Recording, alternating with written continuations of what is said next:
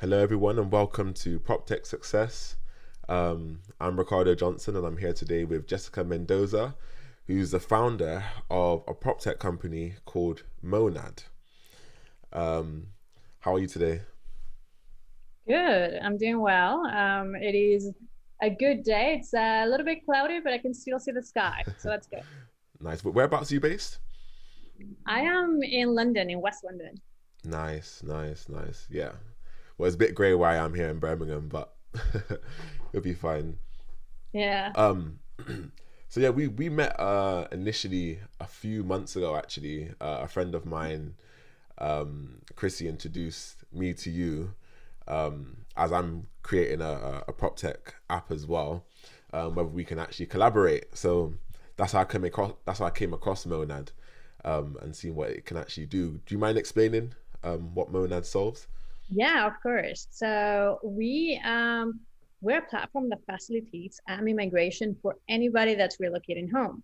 So a lot of people confront this problem wherever they're moving home, they need to tell everyone. So everybody from the council to the utility services to subscription services that they may have about where they're moving to next.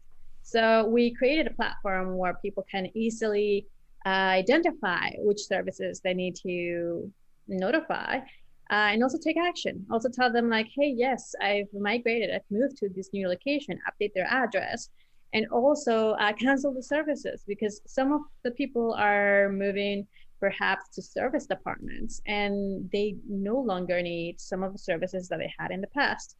And as a whole, it's a really good way for them to think. It's like, oh, well, do I actually need this service going to the next place? So we allow them to have that opportunity for them to take action. So it's very easy. People really like it. Yeah, and so far we love building solutions that are targeted for people who really need it and solving real pain points. No, of course. How did you discover that pain point? Oh gosh. So I've moved so many different times. So you can tell by my accent, I'm not British. Hmm. But I have lived in many places. I'm originally from Venezuela Okay. and I lived in Scotland by age 9. So I've moved from one side of the world to the other side of the world. And I continue to move, throughout my life.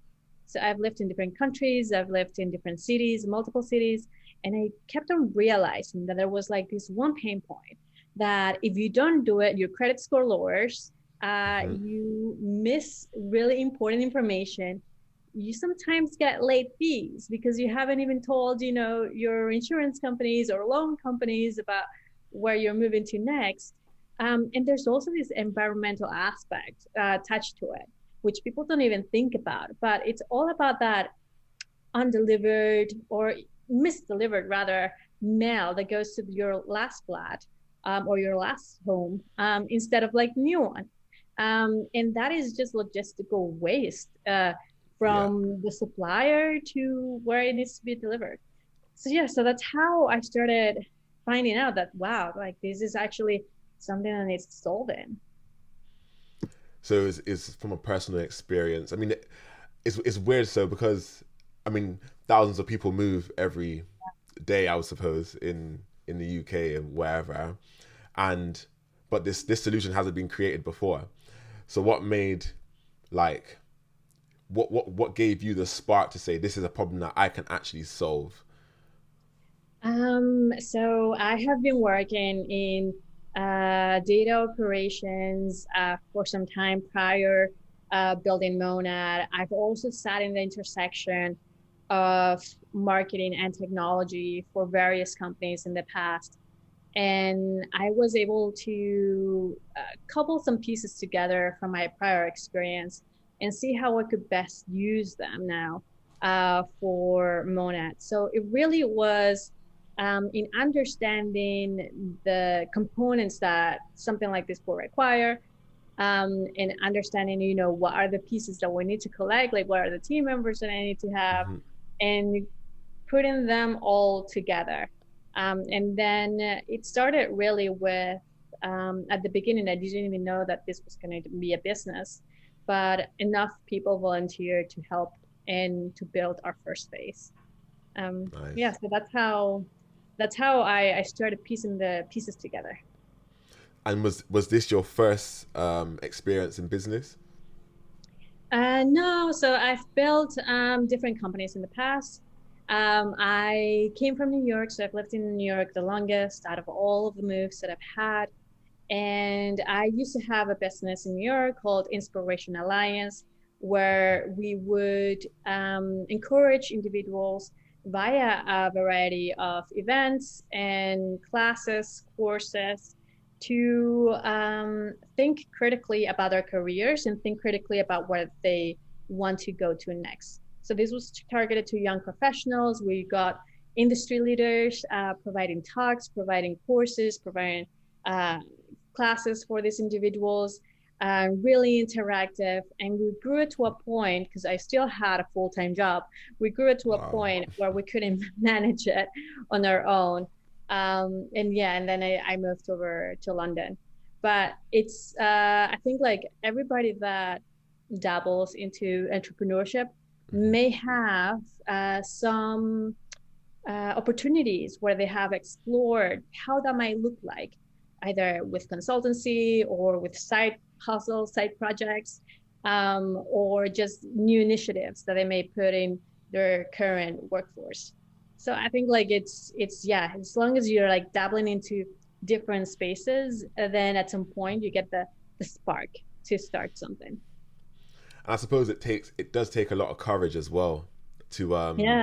to be able to see a problem and then to believe in yourself that you can actually solve it, and then actually putting it together. So you said you had some help who volunteered, in terms of the coding side of Yeah. Monadd. What was that like, putting it together? Um, It was look, I've been sitting in between business and technology for a very long time. I myself, like I can front end code. So I am not averse to difficulty or coding or figuring out problems, whether they're logic based or semantics. So whenever I put it out to the world, where it's like, hey guys, is there anybody solving the solution, or do we need to build one? To a group of technologists, a handful of people volunteered, who to date are still advisors now in the business. Nice. And yeah, they just started thinking about like, all right, let's think about architecture.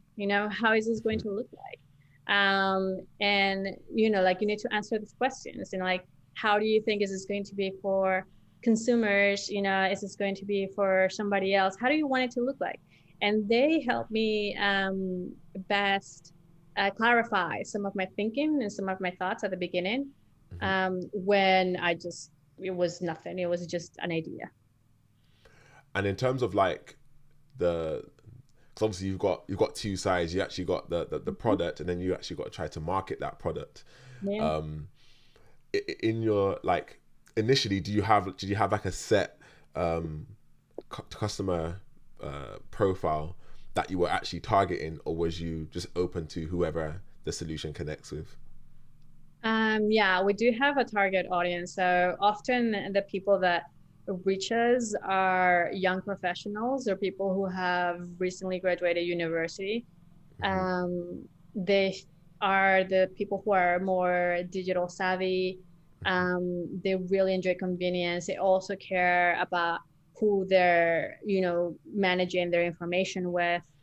So they're very conscious, but also, like they are very comfortable in trying new tools and new services. Yeah. And they keep on coming back, which is great. So that was like our first audience. And I think it's not because we pushed it to that audience, but Hmm. naturally it became that. And now it's diversifying a lot more. And in terms of the way it's diversifying, have you been surprised by the type of, users you're getting now? Yeah, sometimes we actually do get people from all sort of like walks of life, Hmm. no longer young professionals. Young professionals are still like part of the core. But yeah, we've got like families, we have families using the product. We have yeah, much yeah, older generations using the product as well. So I think it's something that uh, for us, it's reverberating and growing organically. And we are learning and understanding from those users in return. Because I think like there's two different approaches. So either you can come in and have a business and say, oh, I want this tool to be just for this audience and for this audience only. And or there's a business or there's this mindset of I am building the solution and I'm putting out to this audience, but I also welcome other users that may be coming in. So I am taking this latter approach, where um, I am allowing different people to use our service because it shouldn't be confined to a particular target market. So now we're just getting a diversification of different users, and yeah, sure, sure. So like I had a quick look on your website before, Mhm. and you've partnered up with some big names in terms of like Yeah, gyms and yeah. utility providers. In terms of setting that side up, did you have to like technically, was that integration challenging in terms of setting up any APIs No, with them or okay? no, no, no. I think so. Like so, it's really as long as people understand, and by people, you also mean services companies, Hmm. suppliers. They understand that you are really just looking to do good for the end user. There shouldn't be much of a question around that because we have the same incentive. So I have the incentive as a provider, as a mechanism, as a facilitator for something to happen, to get our users to wherever they need to go. And the suppliers have the incentive as to like, we want to know where our customers, because we're sharing the same customer, where they're going to next. So we are on the same side. We are both have the same incentives to work together. So it wasn't, and still isn't, rather difficult. We have now 300 different service providers that we have Wow. worked with, and that was in 2020. And the list just keeps on growing the more that the users use their platform. But yeah, if whenever they understand that we have the same goal, it's not that difficult. That's really good. Mm-hmm. So are the users limited to the the partnerships that you have, the 300 that you have on there? If they are connected to another company or and they want to move that address, how would that work? Would they still have to do that part manually? No. So it differs. So, for example, we have something that's great in the United Kingdom where we have the connectivity. So we have more open structures. So we have the structures of open banking, we have structures of open utility now, and we have more structures that are going to come in the near future. And by us as a startup, we're connecting to some of the structures to facilitate the address change. So we're tapping to existing ecosystems, just in different industries to be able to facilitate the address communication automatically. And for some providers that we may have never spoken to in the past, then that's something that we do have to like knock on their doors and say like, hello, like we're this company, we're doing this, but you have X amount of users that are actually requesting this address change. Can we connect? And yeah, and then we connect, and that's how it happens. Wow. And so how long has Monad been running now? Um, so we have been running since 2020. So Okay. not a whole we're not a super established company yet. We're Hmm. very much startup, very much still pulling the pieces together in many Hmm. areas. But thankfully we have an audience that understands and uses our services, and we have suppliers also that have like more interest in working with us. That's good. That you've done quite a lot in a year then. Yeah, it's the hustle. So like I think like Hmm. any entrepreneur out there understands this, where like it doesn't come in easy. There has been a lot of pretty sunny days that I've sacrificed to do work, not been outside. But sometimes you have to do what you have to do to move the business forward. Of course. um yeah, and I think like one of like the main things actually, it's getting over yourself and getting over your own barriers, Hmm. because many people have pre-existing barriers as to like where their limits may go, is like, oh, I've never done this, and you have to overcome those time and time and time again, um in at speed. So Yeah. you may like go to sleep one day, it's like, oh, thankfully I got over that one. The next day there's another Another thing one. that comes up, and it's overcoming that. So yeah, it's an ongoing process. That's very true. I can attest to that. Definitely. A lot of the work is on yourself, Hmm. because you are the driving force behind the business, right? So Yeah, yeah, in ter- in terms of like your team, I know I've met one other person, your business yeah. manager. How big is your team now? We're still very small. So what we do is we contract people as needed to be able to satisfy some needs. And yeah, and then we hire all the time. I hire, like I am interviewing people, either passively or actively on an Yeah, ongoing yeah. basis. I actually have a position out there that is, for anybody, like anybody that has interest in the business, like Hmm. please ping me. There may be a position, if not now, maybe like in the future, Yeah, but yeah, I want to be able to collect those interests. So yeah, we're still very small. So we're not beyond five at the moment. We're still very yeah, small. yeah. But yeah, I keep on interviewing. There's a couple of people that I really want to bring into the business. But you have to make sure that the fit's right, the culture's right, they Of understand course. the incentives that they may have or may not have, because as a startup you cannot provide like this lofty salaries that they may have been used to in the past. Yeah, yeah, yeah. Setting expectations, like that's not going to happen. There may be other incentives, but there's not going to be a big salary, in the first years.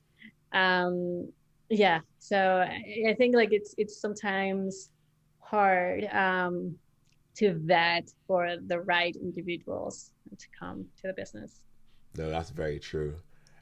Like what's been your biggest challenge so far in this company?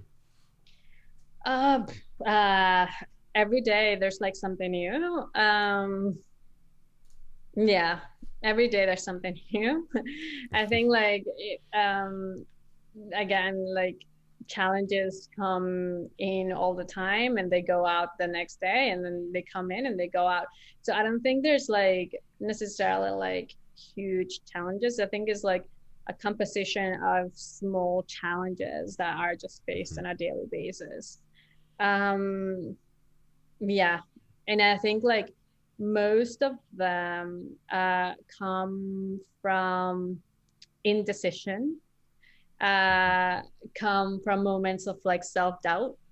Um, it comes from lack of clarity. So if you Mhm. can have those things sorted at the Yeah, beginning, or at least have like a clear picture as to where you are and where the business stands, and where you want to go, things become clear. You can add heuristics, to tackle some of those challenges. But yeah, otherwise, everything feels like you're juggling everything at the same time. yeah. No, I could imagine. I could imagine. So like, um, I read an article in Business Insider that you featured on your website, and you're Yeah, actually the first founder on the page. yeah, yeah, um, and you touched on quite a common yeah, issue that in fact all startups face, and that's on finance. And you mentioned that, just paraphrasing, but you mentioned that that you need to really target for twice as much funding as you think you need. How has that funding journey been for yourself? I don't love it. I think like fundraising is something that businesses, startups must have to do. My last business was self-sustained. Mm-hmm. Like we had enough revenue to sustain and pay everyone and continue and pay ourselves as well. Yeah, this one because it's far more technological. We do need the support, and sometimes it comes in difficult and having investors believe what you're doing, understand what you're doing, particularly if it's like a first conversation where they have absolutely no history of who you are, what you've been doing. So you have to constantly do a spiel um, to let them know about what you're doing. And I think like the way how I've gone around it is just continue moving the business onward. So like Yeah, yeah. continuing and doing commercial relations, continuing on growing users, continuing on doing the things that matter for the business, and then the investors start paying attention to that. So Yeah, they yeah, start yeah. paying attention to the growth or successes or mentions or anything that might be like what they call signals Hmm. that are associated with the business. And that's how they reach out. And then they're like, oh, can we please talk? And I'm Yeah, like, yeah. okay. And it's less of a sell that way because like you Yeah. already have some understanding. Whereas otherwise you have to come with more preparation around. I suppose as well, because you mentioned you've had volunteers come on in terms of the development side. Yeah. Um, that's obviously must have helped a lot in terms of the funding that you actually need early on.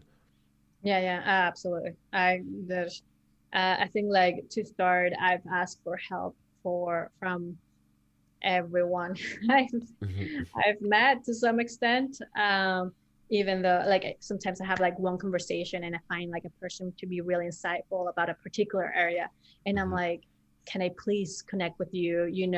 A little bit down the line because I know that this is gonna come up again. Yeah, Um, yeah. so yeah, and even with technologists, with engineers, there's engineers who are specialized in different areas, Hmm. and yeah, and I tap onto some of those existing volunteers who did work for me back again, and I'm like, all right, now we're figuring out this piece, like how can we best do it. Yeah, yeah, yeah. um, it's really yeah, it's like I feel like it's more of a community effort Yeah, to yeah. bring a business to to the forefront whenever you're starting something new. I wish I can do that. Yeah. It's been yeah, my journey hasn't been I mean, I'm getting there. I'm getting through it. But coming from like a non-technical background, um, having to go out there and having to learn, um, Yeah. and actually find the right engineers and to get them on board. That's probably been one of my biggest challenges so far. But I'm it, enjoying the journey and it putting it takes together. a lot. So I think like for engineering in particular, so if you think about like different industries, so like if you think about like you have commercial people, you have marketing people, you have product people, and you have engineering people, like different areas, sectors that you need to tap into. Engineering is often that sector, that particular skill set that is really coveted, um, and because it's really coveted, often it comes with um, a lot of like pricing tag attached to it. Of So course.